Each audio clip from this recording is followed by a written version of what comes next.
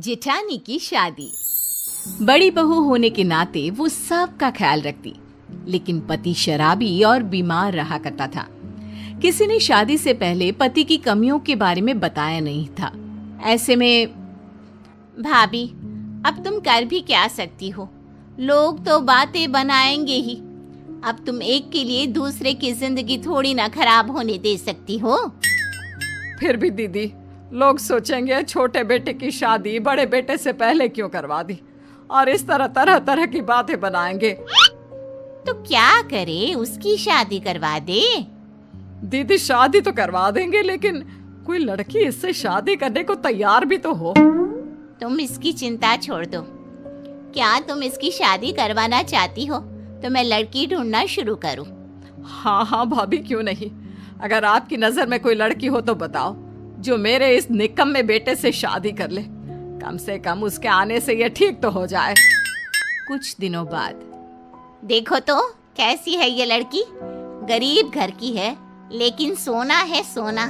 अरे दिखने में सुंदर और घर के काम में तो जैसे सर्वगुण संपन्न। बुआ जी है तो बहुत सुंदर, लेकिन ये बच्ची लग रही है। हमारे जेठ जी की तो अच्छी खासी उम्र है। माना शादी नहीं हो पाई, लेकिन उम्र थोड़ी ना रुकती है। अरे बच्ची है तो बच्ची जैसी ही लगेगी ना। तुमसे 5 साल छोटी है, लेकिन सुंदर और संस्कारी है। कमल के लिए इसका ही रिश्ता लाई हूँ।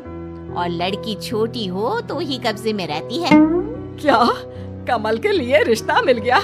मुझे तो दिखा लड़की की फोटो। लेकिन बुआ जी, ये लड़की जेठ जी से बहुत छोटी है, और इस लड़की के घर वाले मान गए क्या इस रिश्ते के लिए? उन्हें सब कुछ बता तो दिया है ना आपने? और नहीं तो क्या, लड़की वाले मान गए हैं, इसीलिए तो तुम्हें दिखाने लाई हूँ। लड़की वाले गरीब और भले लोग हैं। लड़की के पिता नहीं है, इसलिए उनको रिश्ते के लिए मनाना मेरे लिए और आसान हो गया। अच्छा, लेकिन लड़की और कमल के बीच उम्र का कुछ ज्यादा फर्क नहीं लगेगा? अरे तो क्या हुआ, इतना तो चलता है। और सबसे बड़ी बात, लड़की वाले मान गए हैं। बेचारे गरीब है ना, इसलिए इतना अच्छा रिश्ता अपने हाथ से जाने थोड़ी ना देंगे। तो मैं रिश्ता पक्का समझू ना? हाँ हाँ, क्यों नहीं। हमें तो बस उसका घर बसा दिखना चाहिए, बाकी उससे वैसे भी मतलब नहीं है हमें। ऐसे ही कुछ दिनों बाद जेठ जी की शादी हो जाती है, लेकिन शादी के कुछ ही दिनों बाद जेठ की मौत हो जाती है। बहुत बुरा हुआ उसके साथ। अभी अभी तो उसकी शादी हुई थी, और शादी के कुछ दिनों बाद ही मौत। भगवान ऐसा दिन किसी माँ को ना दिखाए। लड़की के पैर सही नहीं थे। बुआ जी, ये सब कहना बंद कीजिए। आप देख नहीं रहे माँ जी की हालत, और उनकी बीवी को तो देखिए। अभी तो घर आई थी और पति नहीं रहा, ऊपर से आप।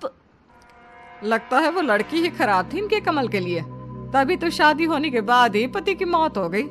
भगा दो अभी से यहाँ से। हाँ, मुझे भी यही लगता है, क्योंकि मैंने भी यही सुना था कि इसके पैदा होते ही इसके पापा की मौत हो गई थी।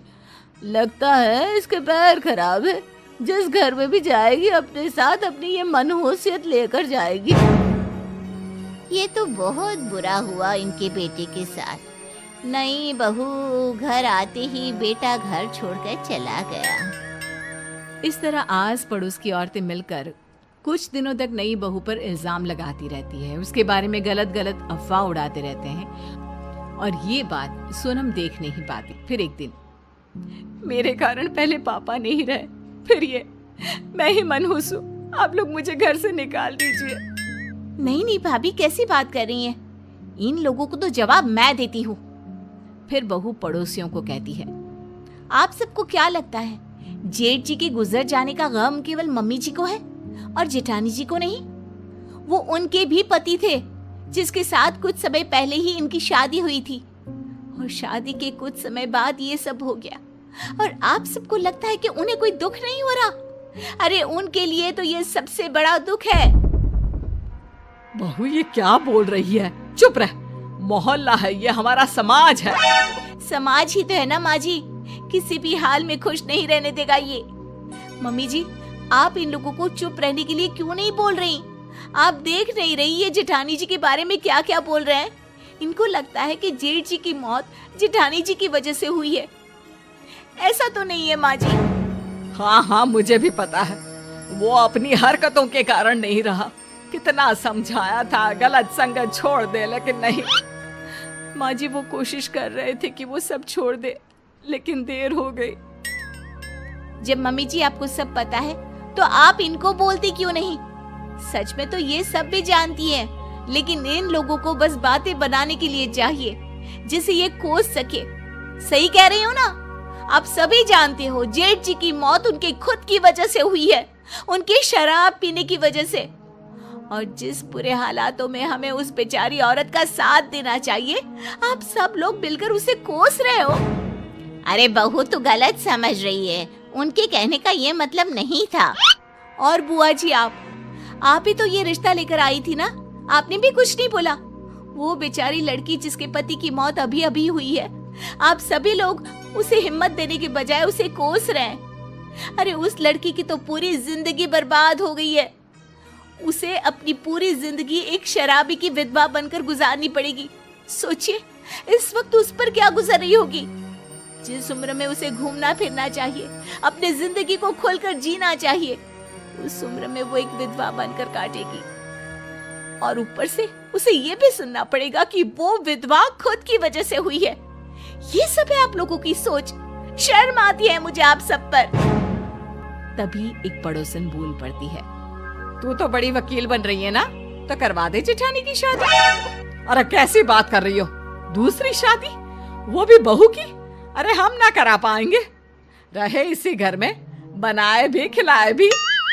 नहीं नहीं भाभी, अब ये पाप हम नहीं करेंगे। अरे ठीक ही तो बोल रही है छोटी बहू, हमने शादी कराई थी वो भी सब जानने समझने के बाद। हम अब बड़ी के लिए रिश्ता लेकर आएंगे। आखिर उसकी माँ ने मुझ पर भरोसा किया था, मैं अपना फर्ज निभाऊंगी। ये हुई ना बात। और अब हम करेंगे सारा खर्चा जेठानी जी की शादी का। हाँ सही बात है बहू, हमने इसके साथ धोखा किया।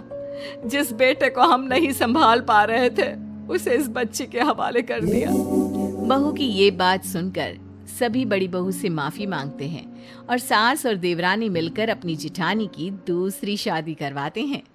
हमारे चैनल कुमार कहानी वाला पर और अधिक इंटरेस्टिंग वीडियो देखने के लिए अभी चैनल को सब्सक्राइब करें तथा नोटिफिकेशन पाने के लिए बेल आइकन को प्रेस करें।